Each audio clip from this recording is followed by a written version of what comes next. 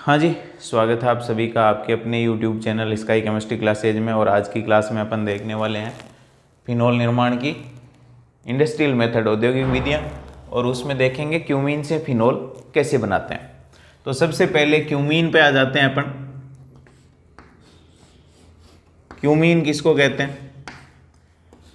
तो क्यूमीन जो है वो होती है ये, जब बेंजीन वलय पर आइसोप्रोपिल समूह जुड़ा हुआ हो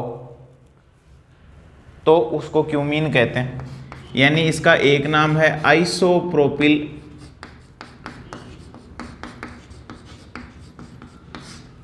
बेंजीन, इसका एक नाम है क्यूमीन, और इसका आईयूपीएसी नाम हो जाएगा 1 2 3, ये चेन हो जाएगी। इसको प्रतिस्थापी पूर्व लग्न के रूप में 2 नंबर पे आ जाएगा। तो C6H5 को लिखते हैं फेनिल, 2 फेनिल, और कार्बन चेन में 3 कार्बन है, प्रोपेन, 2 फेनिल प्रोपेन। ये सब एक ही चीज है, आइसोप्रोपिल बेंजीन, क्यूमीन और 2 फेनिल प्रोपेन। इसकी रिएक्शन करवाते हैं अपन वायु के साथ, ऑक्सीजन के साथ, तो बनता है क्यूमीन हाइड्रोपरऑक्साइड, OOH। ये इसको कहते हैं क्यूमीन हाइड्रो परोक्साइड,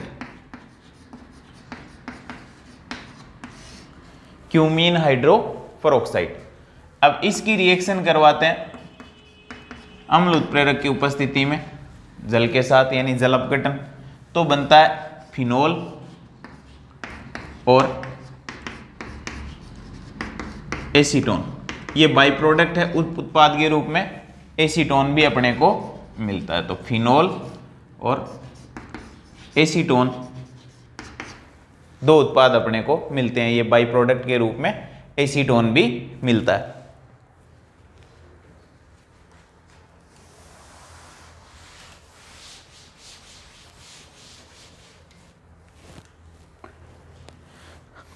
अब देखो इसकी पूरी क्रियाविधि देखने वाले हैं अपन, क्यूमीन से फिनोल कैसे प्राप्त करेंगे, मैकेनिज्म।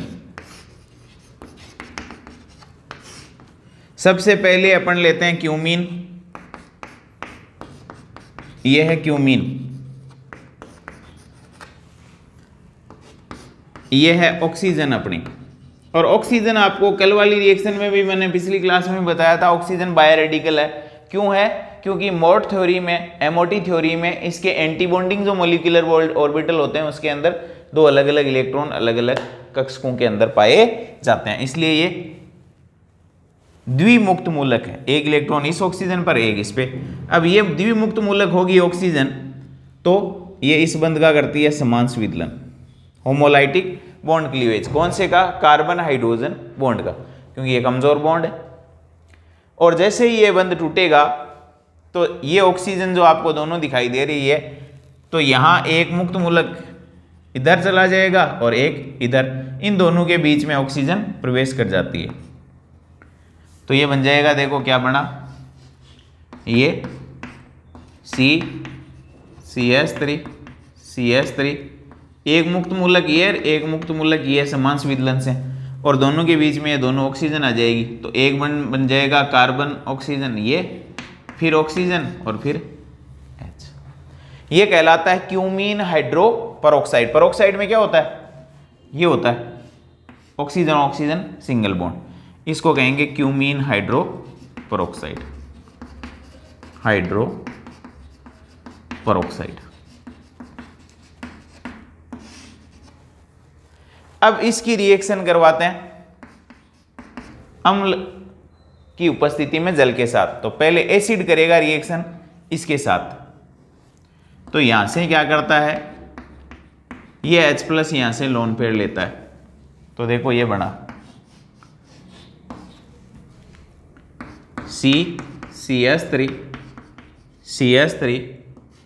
O पॉजिटिव, H और H। अब यहां जो है वो जल के अणु के जाने की संभावना है,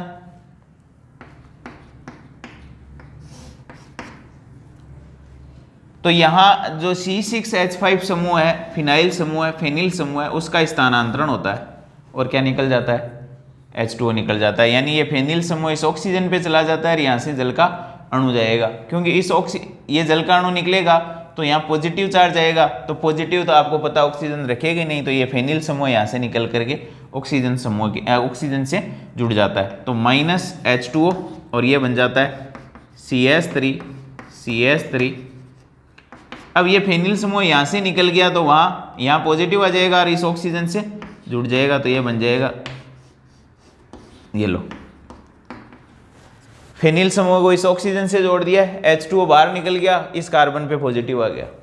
अब अपन जल का अणु जोड़ते हैं, H2O कहाँ, इस पॉजिटिव चार्ज पे जाके जुड़ेगा, ऑक्सीजन लोन पेयर देगा, तो देखो क्या बना, CS3, ये CS3, O पॉजिटिव H और H, फिर O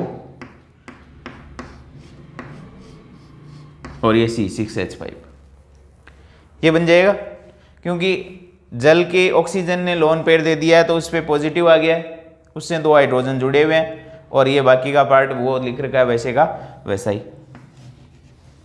अब इसमें से H+ यहाँ से निकलेगा तो -H+ निकाल दो, क्या बना, CS3, क्योंकि ऑक्सीजन आपको पता है प्लस रखेगी नहीं, तो ये बन जाएगा OH और ये हो जाएगा